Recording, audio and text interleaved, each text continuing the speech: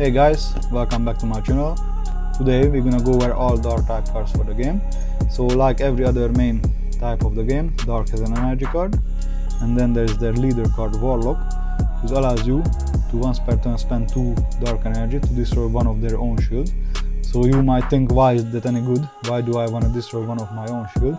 Well, keep in mind that you get 5 shields face down when your game starts, and since you can always look at your own shield, you know which one is which. So if there is any card among your shields that you want in your hand, you can add it to your hand by destroying it.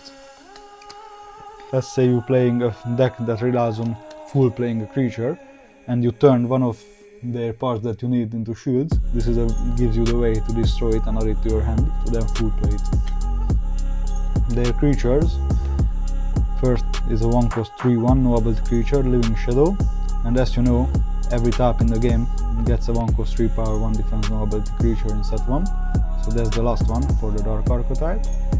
Next there is Hungry Stoat, a 1-cost 2/1, and its ability allows you to discard a rat, mouse, rabbit, squirrel or chicken creature to increase its power by 1 until the end of this turn. So this card is a mechanic that will be exclusive to the dark type cards, and no other type will be able to use it. Next, to combo with this card is Black Rat, and if this card is discarded, you can add a copy of it from your deck to your hand. That way you can play Hungry Stoat, discard Black Rat, and then add another copy of Black Rat back to your hand. And you can do it multiple times, because Hungry Stoat's ability is not once per turn. You can just discard the new Black Rat that you added to your hand. Next, there is Energy Mosquito, a 2-cost 2/1, so it has quite low stats for its cost, but its abilities, when you play it, you can turn one of your opponent's unturned energy. So it's pretty good if your opponent left energy cards in play before ending their turn, meaning that they can play some action cards during your turn to interrupt your plays. Using Energy Mosquito, you can turn those energy cards, and that way they won't be able to achieve their plan. However, when it is destroyed, it does the opposite, and your opponent can unturn one of their turned energy cards.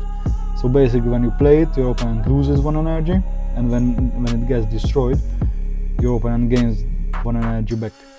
A way you can counteract that, if you somehow add it back to your hand or convert it, and that way it doesn't count as a destruction and your opponent won't get back that energy. Next, there's Hungry Spider, a 2-cost 4/2, very similar to Hungry Stoat, except its effect will allow you to discard any arthropod creature, and it will gain 2 power instead of 1 until the end of this turn. Next, there is Venom Viper, a 2-cost 3/2, and this is another card whose effect has been changed since I raised the game. Its current effect is, once per turn, you can attach a poison from your hand, deck or graveyard to one of your opponent's creature, and we will go over what poison does when we get to the action cards. And the last creature for the dark type is Dark Devourer, the other full card in set 1, and it's a 5-cost. However, just like every other full creatures, if you have all 3 parts in your hand, you can full play it, in which case it will cost 0. Something a few of you ask, what happens if you have all 3 parts of a full creature in your hand, but you have other creatures on the field, since your full creature will take up all 3 creature zones. So what happens then is you basically convert every creature on your side of the field. That will allow you to full play Dark Devourer. However, since you convert them, it doesn't count as being destroyed, so any ability that would activate when they're being destroyed won't activate. And Dark Devourer here, just like every other full creature, has 3 different abilities.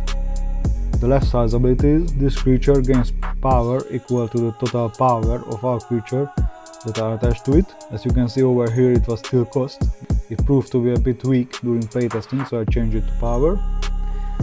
The other abilities, once per turn, you can spend 2 dark energy to attach 1 creature on the field to discard. So that usually would be your opponent's creature. So you get rid of their creature, and then it gains its power.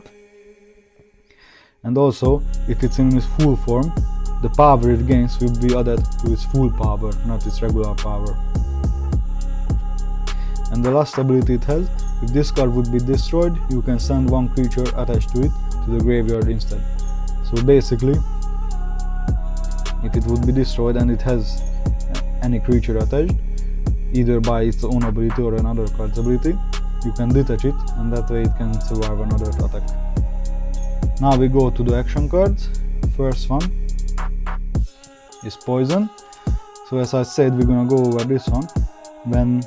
So this is the card that Venom Viper equips, and it decreases the power and defense of the attack creature by 1. So they lose 1 power and 1 defense.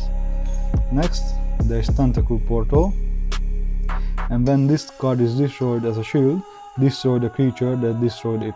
So basically, if you have it as a shield face down and something decides to attack that shield and destroys it, you can either add it to your hand, but it won't really do anything, or the moment it gets destroyed, you can spend 1 dark energy and then it will destroy the creature that destroyed it, if that makes sense.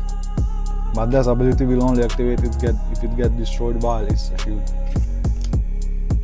Next, there is Dark Return. So I think Dark will have some mechanics that interact with the graveyard. So Dark Return will allow you to freeplay a dark type creature from your graveyard that was destroyed this turn.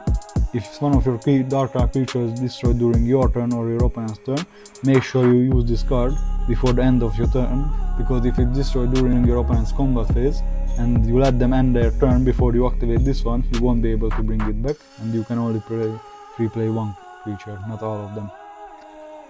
And the last card for the dark type is the ultra rare action card for the dark type, Dark Portal, 4 cost, one of the highest cost action cards in the game, and it destroys all creatures on the field, including your own creatures. So you can wipe the field completely if you're in a tough spot. So yeah, this was all the dark type cards for the game. I hope you like it, and come back tomorrow for the last video of this series, where we're gonna go over every colorless card in the game. Take care, bye.